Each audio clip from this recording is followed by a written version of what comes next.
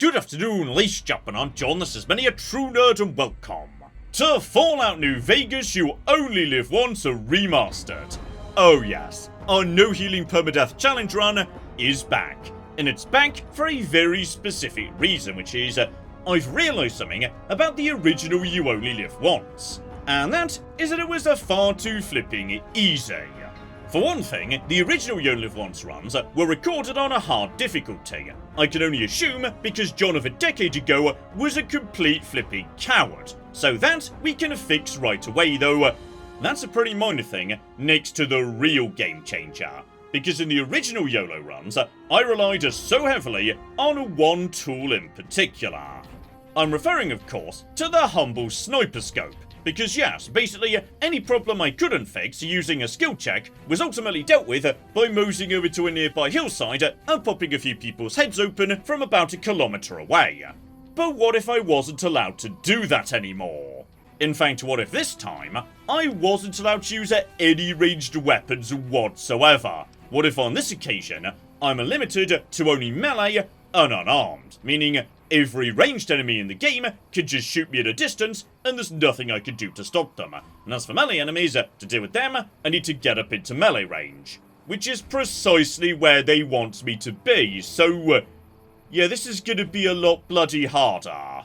Still, just in case this is your first You Only Live Once, so let's go over the rules here. So basically, this is a no healing permadeath run. What that means is, any damage my character takes is permanent. Health damage, rads, addiction, all of the above, I'm not allowed to heal myself in any way whatsoever. Basically, I've got one health bar and no way of replenishing it. And if I run out of health and die, that's the end of the run. Now you may recall in the original You Only Live Once, we had to artificially keep track of what my health should be, because every single character in this game has got some degree of health regeneration. So no matter what you do, you're always slowly regenerating hit points. Luckily, on this occasion, we're on PC, so I've just modded that out. So on this occasion, all health loss should be permanent, and we shouldn't need to resurrect the true health counter. Meanwhile, in the event of unavoidable healing, such as happens at the beginning of Old World Blues, I believe, yes, that we can fix by just using a console command to re-damage ourselves down to the correct level.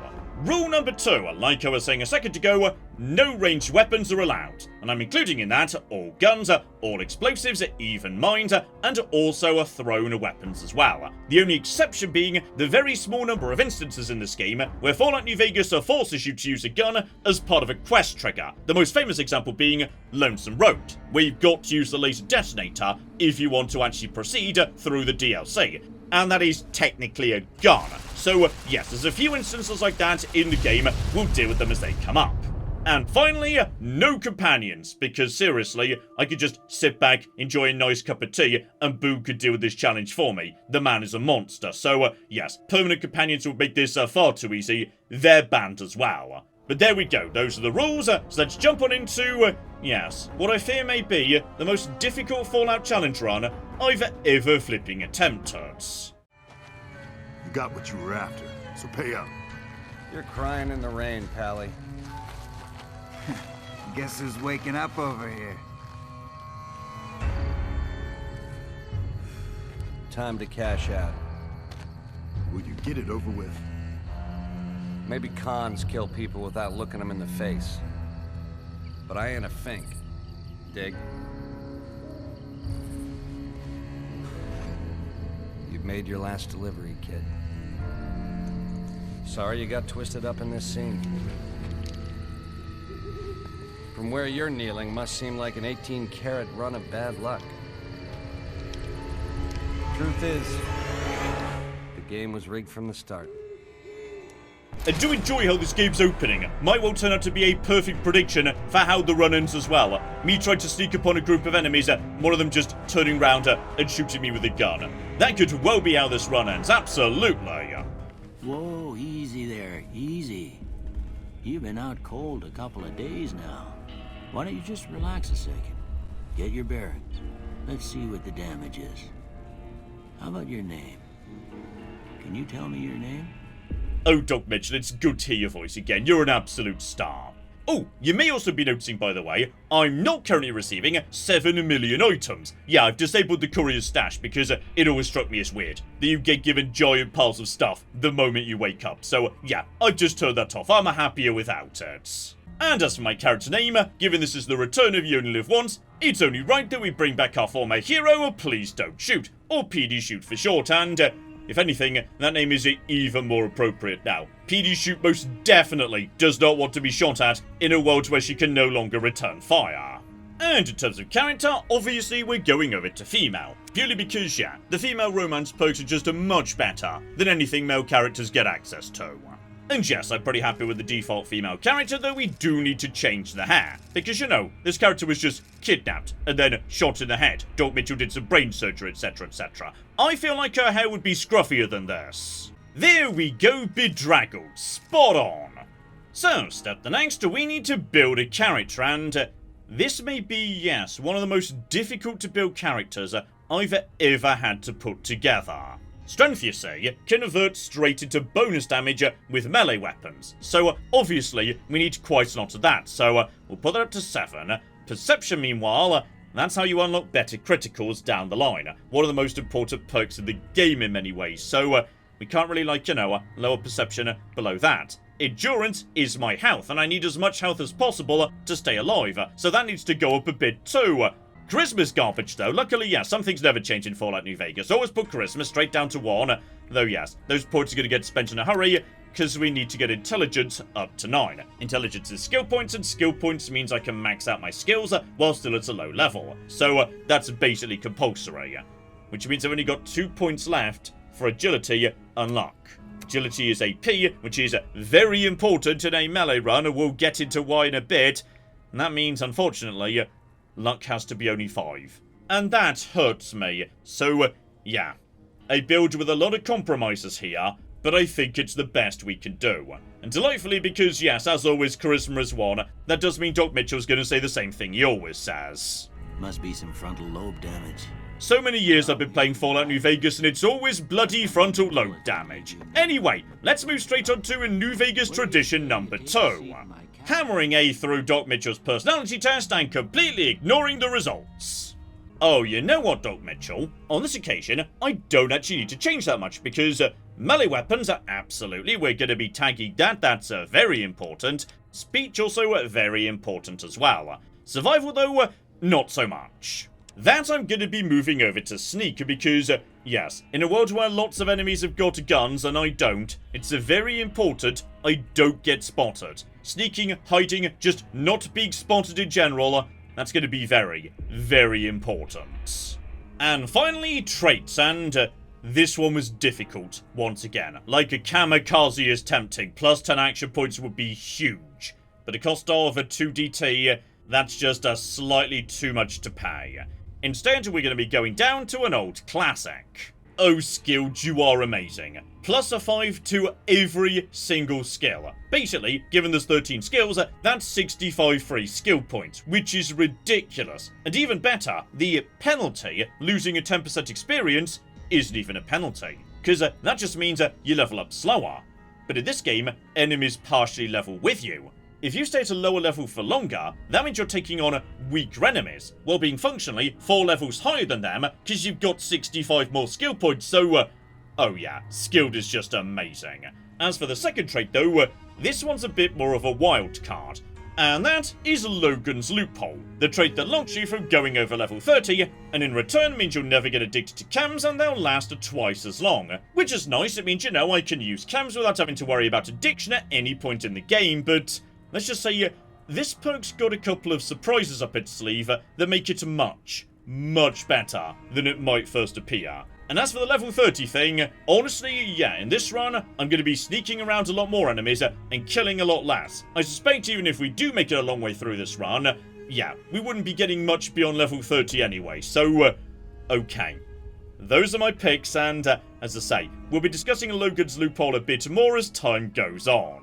Oh, and finally, we will not be playing on a hardcore mode because, well, 1, food, drink, etc., those are healing items, and 2, most of the things that hardcore mode does, like, you know, impacting stim packs, rat-away ammunition, etc., etc., that's not really going to be relevant to me anyway, so we'll just leave that off, that's fine. And so we begin the third great tradition of any New Vegas run. Ransacking a Goodsprings, starting off of course with Doc Mitchell's house. So help myself to his hat, a giant pile of money, etc, etc. And yeah, take the medicine too. I can't use these stim packs, but they are worth a good money. I could just trade these out at the store. The same being true for all ammunition and all guns. I may not be able to use them, but yes, they're still worth a little bit of cash to me. So, bare minimum, yeah, we can make a decent amount of money in a hurry. And thanks to the magic of skilled and whatnot, yes, we can immediately basically do all the tiny skill checks here in Doc Mitchell's house. So, repair this gun, that's a bit of free XP. And also, yes, given I can just use drugs freely and can't use stimpaks at all, create some drugs here at the chemistry set. Lovely. Oh, Doc Mitchell, you sly dog, you've got some sexy sleepwear in your cupboard. So, okay, we'll be having that. Basically, yeah, we just need to mosey around Goodsprings and hoover up any armor that might be able to boost up my special stats in case that's useful down the line. And with that done, time to step outside and enjoy, yes, another classic Fallout New Vegas moment. The first step outside, the blinding light, and of course, the DLC pop-ups. So yes, I'm aware that Honest Hearts exist, I'm aware that the reunion exists, and then there's often a bit of a pause, so go on game, I know you've got a few more to cover yet. And there it is, ominously leaving itself for last. Dead money, and speaking of which, yes, dead money is a big question when it comes to this run, because in a world where I can only use melee weapons, is dead money even possible? Like, considering the radio signals that I won't be able to take out by shooting the radios or whatnot. Like, yeah, dead money scares me and I'm just not going to worry about it for now.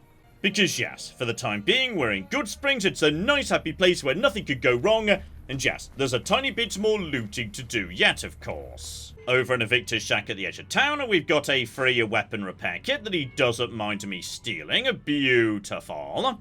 And do not forget, of course, every single mailbox could potentially contain a skill magazine if you get lucky. So, yeah, we'll just check them and see if we happen to have got anything good on this occasion.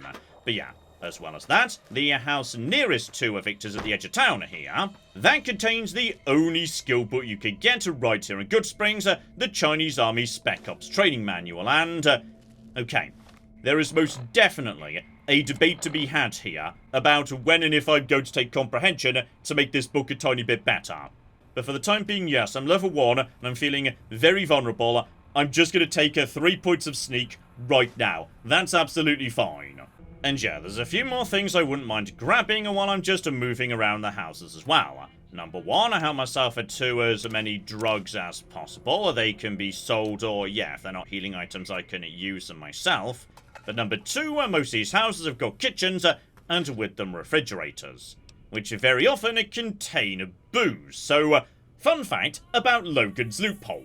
Though the trait specifically says it only affects chems, it actually affects any consumable whatsoever, including alcohol. So during this run, thanks to taking that perk, I'll be able to drink alcohol freely without ever having to worry about any risk of addiction.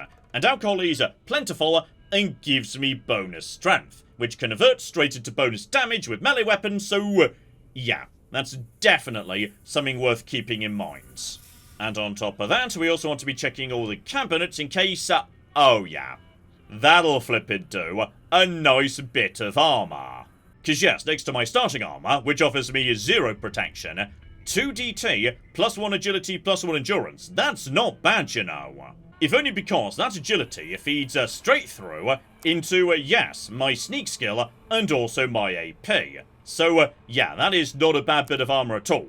Now, you may be wondering about the bonus 1 endurance, and funny old thing, endurance is weird in Fallout New Vegas. Because the only thing that affects your health in this game is your permanent base endurance. Temporary endurance that you get off clothing and whatnot does nothing to your health. So yeah, we can kind of just ignore that effect. Though technically it is boosting my random poison resistance a tiny bit. Oh, better, we've got a locksmith's reader from outside in the mailbox. So, okay, that is a bloody good skill magazine. This has not been a bad haul so far. So with that done, let's mosey into the saloon and get events kicked off properly, because there is a lot that Goodsprings can provide to me that's going to be invaluable during the early stages of my adventure. step 1, let's mosey inside and say hello to Miss Sunny Smiles. Cheyenne, stay. Don't worry, she won't bite unless I tell her to.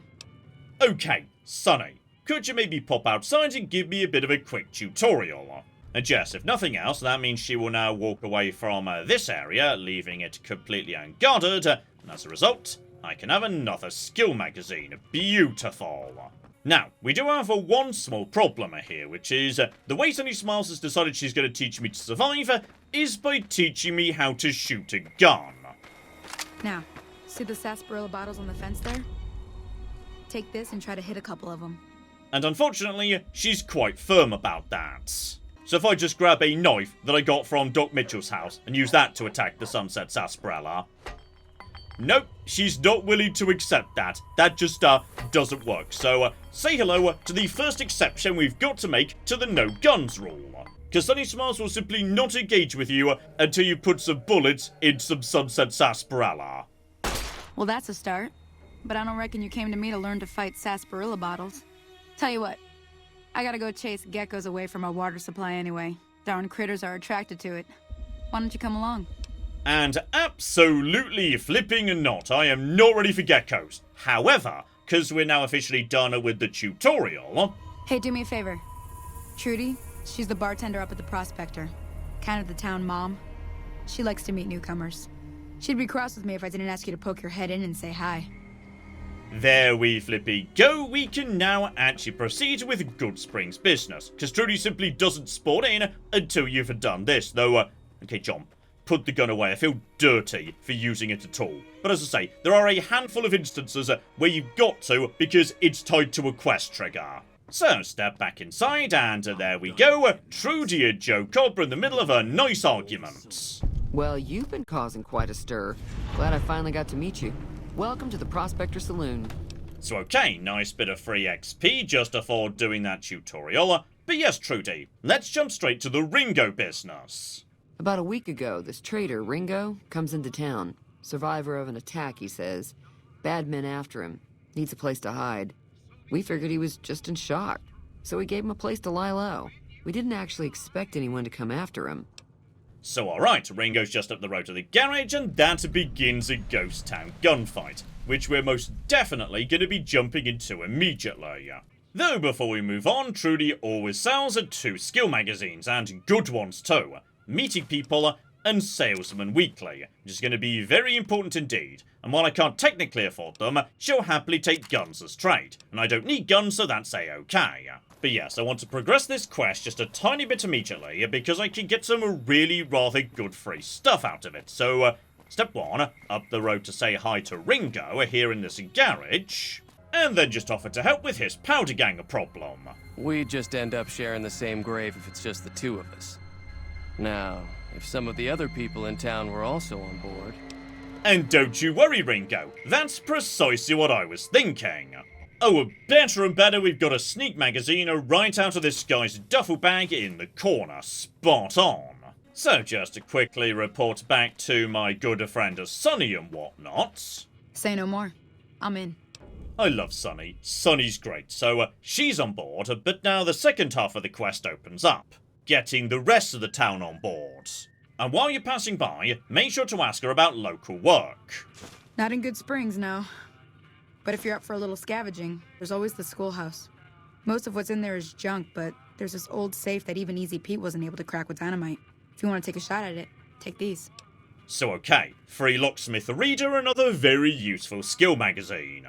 But yes, for Ghost Town Gunfight, there's 4 things you can optionally do. Though really only 2 of them matter as far as I'm concerned.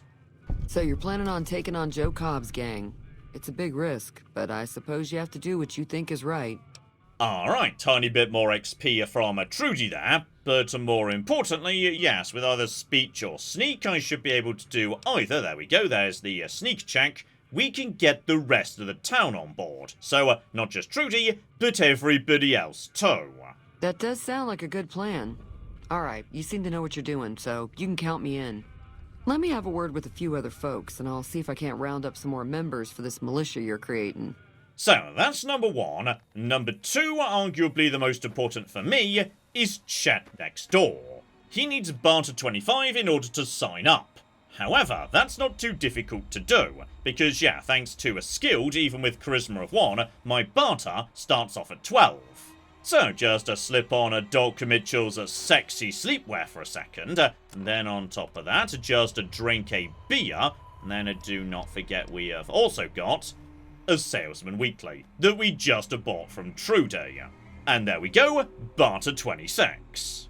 And we're doing this for 2 reasons. One is we're ultimately heading towards a fight between Goodsprings and the Powder Gangers. And I need Goodsprings to be able to win comfortably without me getting involved. Now generally, with just Trudy's check, Goodsprings will win.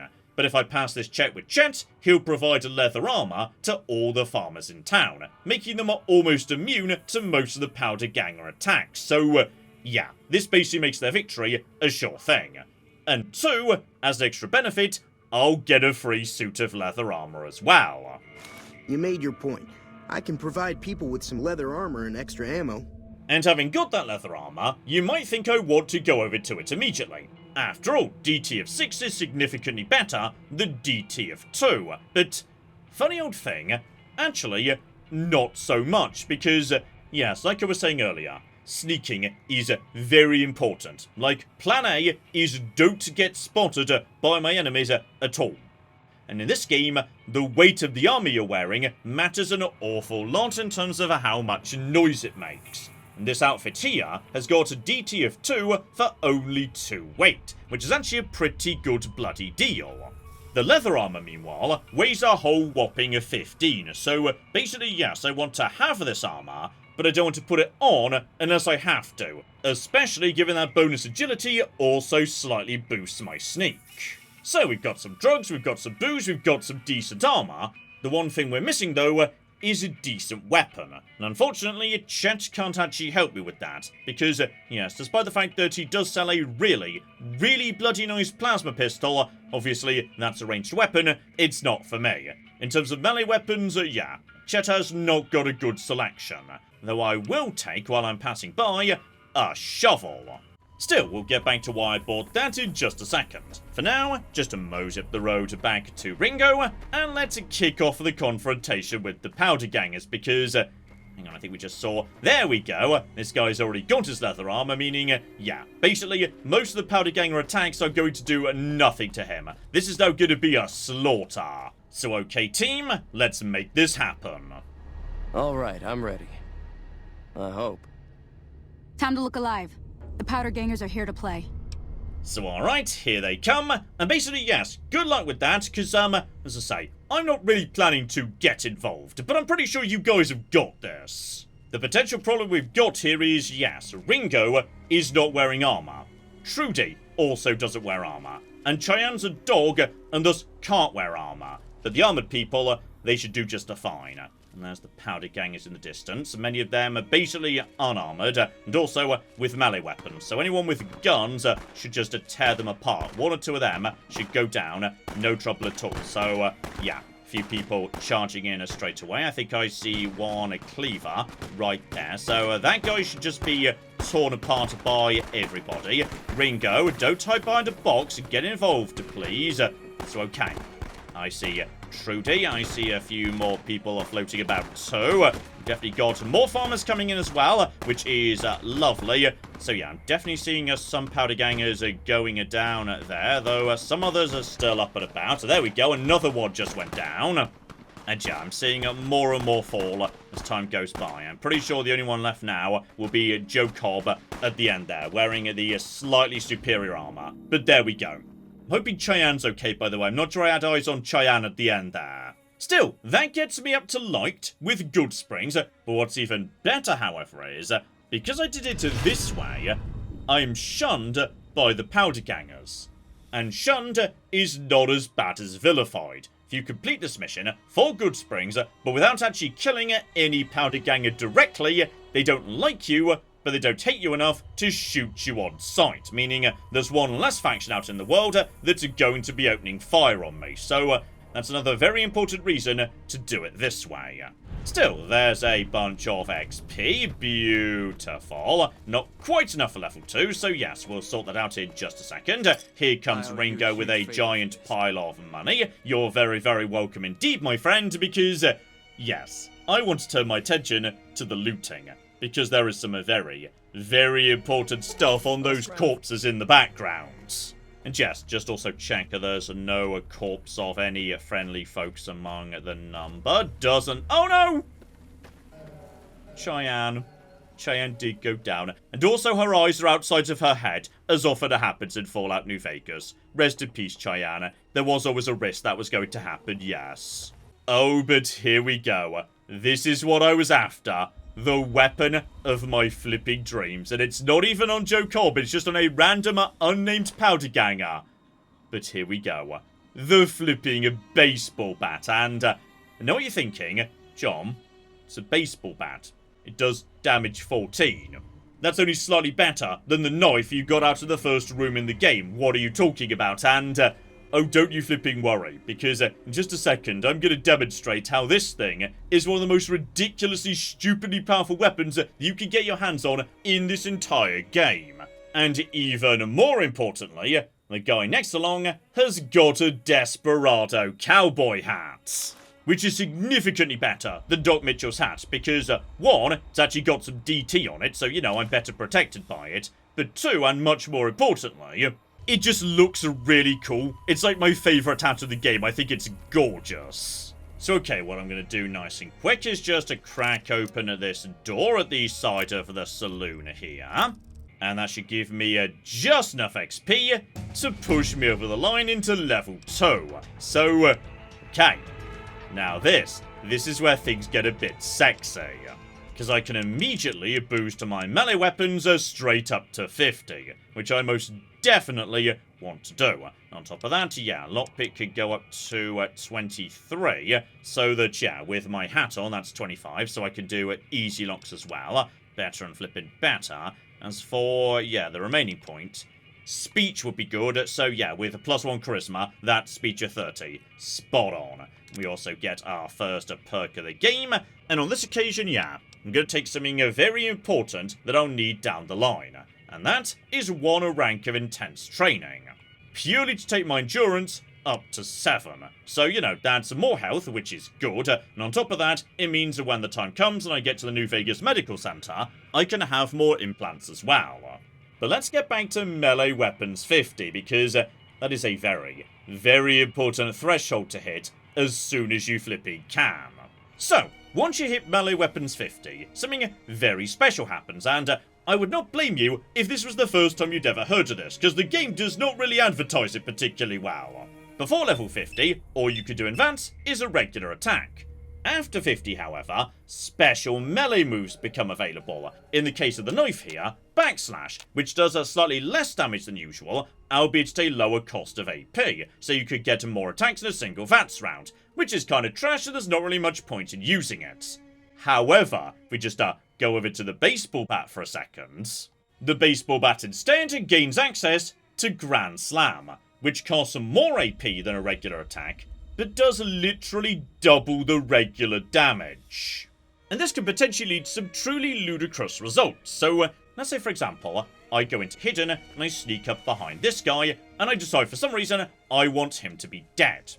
If I go into Vance, and I use a Grand Slam against him, I'm not going to because I don't want to murder this guy, me and this guy chill, but yeah, if I were to do this, then we take the weapon's base damage, which we double because Grand Slam just doubles the damage, and then, because this is a sneak attack crit, and thus still a crit, we'd add the weapon's critical damage onto that number. Critical damage being a bit complicated, we'll discuss that later, but most often it's about the same as the weapon's base damage, so with Grand Slam and critical damage put together, now the damage is 3 times higher than the base damage. Then we take that number and multiply it by 5, because sneak attack crits double for ranged weapons, they get quintupled by melee weapons, meaning you put all that together, and the baseball bat could do about 15 times its base damage if you get a sneak attack, which is just a downright flipping silly. But John, I hear you cry. You only get that if you can sneak up on your enemies. How are you planning to do that? They might just see you and shoot you. Well, don't you worry, because Ghost Town Gunfight isn't done providing for me yet. Because on the corpse of Mr. Joe Cobb here, we've got ourselves, aside from some nice stuff I can sell down the line, one flipping stealth boy, making me function invisible so enemies can't see me. I can just sneak up to them and hit them with my new murder bats. Which brings us a full circle back to Logan's loophole. Because when I said earlier, Logan's loophole applies to all consumables, not just chems, guess what this game considers a stealth boy to be? Oh yeah, it's a flipping consumable. And by default in Fallout New Vegas, a stealth boy lasts 2 minutes, which is honestly pretty bloody generous all things considered. But thanks to Logan's loophole, that gets doubled to 4, which is a ludicrous amount of time within which the enemy can't see me because of the stealth field, they can't hear me because my armor basically doesn't weigh anything, and I can do approximately 50 times damage to them because I'm holding the murder bat, so... oh blimey. That looks like the beginnings of a plan to me. And we're not flipping done yet either, because, seriously, Goodsprings is just a cooking swimming in good loot if you know where to look. So, okay, step the next. We're moseying up the road to the Goodsprings Cemetery. And because we didn't do the proper full tutorial, the cemetery's going to be safe. Had you actually, done the full business with Sunny Smiles, there'd be some bloatflies up there right now. But because we didn't, they never spawn in.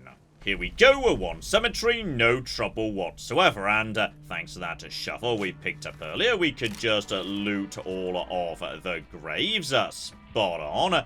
Though, also, while we're passing by, there we go, that's not too bad at all. Hang on, just over here, we have got ourselves our first snow globe. And that is basically just free money. So, yes, we definitely want to be grabbing those if we can on the way past. And all that's lovely, but it's not actually why I came up here. Instead, yeah, I just wanted to get on the high ground so I could do a spot of scouting, because my real next destination is that tiny unmarked shack over there. So insignificant, it's not even a proper location. But yeah, getting to it, not entirely without risk, though luckily, yeah, it's night now. With less light, that means I'm less likely to be spotted if I'm not activating a stealth boy. So, yeah. We've got scorpions to the left. And a couple of coyotes over on the right. But if I go pretty much in a straight line, from here, we should go straight between them, and no one will see me. There we go, we've officially gone far enough. We need to specify we're happy with our character, and 100% I am. That is A-OK. But yeah, all we're gonna do is sneak in this direction and maybe a tiny bit closer to the coyotes rather than the rad scorpions, because coyotes tend to be pretty chill, as long as you're not too close to them. Scorpions, not so much. So, okay. Just keep on keeping on. Check with VATS to make sure we're not getting too close. You're still very far away. No chance whatsoever you're detecting me at night, etc., etc. So, just work around you, my friend. Check for trouble. But okay. We've made it. Normally, yeah, this place is pretty chill. Scorpions are way more in that direction. But yes, this building here is very, very important, actually, because it contains another ridiculous mega super weapon. So, welcome to the abandoned shack, where you can just help yourself to some ammo. Lovely, just hoover all that up. Drugs as well, never gonna say no to drugs. But most importantly, say hello to my new best friend, the 9-Iron, and seriously, this thing is slightly ludicrous. But before we get to explaining why, how about we, just escape from where we are. So just step outside. Okay. Nothing around, so all we want to do really is, yeah, just travel straight back to Goodsprings. No trouble whatsoever. And why am I in caution? Sometimes this just happens. By the way, you just get back to town, and you're in caution. Because yes, fast travel is allowed in You Only Live Once. But potentially a bad idea. You know, because if you travel to the wrong location, you could just end up right on top of monsters, etc, etc, so... Okay, everything's fine. Don't worry about it. For some reason I was in caution, but I don't know why or what was doing it. But yes, sorry, the golf club. On paper, it doesn't look very good. However, like the baseball bat, this thing's got a secret. So, just moseying back over to my good friend Easy Pete once again. Oh yeah, at melee 50, this thing picks up its own special melee attack, 4, which is basically a regular attack that knocks the enemy down, which basically means in the event that, yeah, something goes wrong and an enemy is charging me, this is going to be my first go-to weapon. Because, yes, all I need to do is wait until they get into range, then just knock them down, and then they'll be unable to attack me for a fair few seconds. In the meantime, I go over to my baseball bat, or whatever my highest DPS weapon is, and start wailing on them. So, even though this thing doesn't do that much damage next to the baseball bat, it is an incredibly useful tool anyway. And that leaves me just to one final thing I want to do today. And that is take damage, which I happily accept because I'm now heading towards the Goodsprings Schoolhouse, where I could potentially get a second stealth boy from the safe. However, the schoolhouse is also filled with little tiny monsters, baby mantises to be precise. Now, they are not tough, I could absolutely defeat all of them, but yeah, if I get into a fight with one, the others are going to be attacking me, which makes me think the better option is just run in, grab the stealth boy, and get out. Ideally, taking as little damage as possible. Because yeah, the enemies in here are tiny baby mantises. If I've got 7 DT, then there's not going to be much they're going to be able to do to me. They'll be doing like a fraction of 1 hit point if they hit me at all. So all we're going to do is go in. The moment we're spotted, we start flipping, running. So hidden, hidden, hidden, hidden, hidden, hidden, and... Okay, I was wondering whether they just hadn't spawned in, but it turns out they are here, but... Okay, John. It's night. Then again, actually, you know what? If you'd asked me, I would have said night doesn't make any difference when you're inside. Possibly they're just all over there. I should have just gone in and got the stuff without actually, like, you know, figuring out whether they were here. But, John, stop panicking. You're messing up very easy locks right now. So, okay. The safe is open. We grab everything right here. And then we just go, go, go, go, go, go, go, and out. And they can't follow me, and... Okay, I'm probably still in danger for the time being, but yeah, they will not go through the door, meaning... Okay, this time at least, we got away with it. Still, I would say, having kicked off our adventure and gathered some very, very powerful tools already, how about we wrap things up there? But, yes indeed, this is just the flipping beginning. Next episode, we're going to be heading out into the world. Off to the NCR prison, perhaps. Or down the road to Prima. There are many, many directions we could go. And I do have a plan, but yes, plans don't necessarily last long. Sometimes you've just got to think on your feet when things start going wrong. And in our new Melee YOLO run, oh bloody hell, there is a lot of capacity for things to go very, very wrong indeed. So hopefully you join me next time for that. But in the meantime, I've been John. This has been Many a True Nerd. And this has been a Fallout New Vegas, You Only Live Once. Thank you very much, and goodbye. If we just hide the bodies, nobody needs to know about this. Yes! My stupid, stupid plan has worked! It turns out I'm a genius!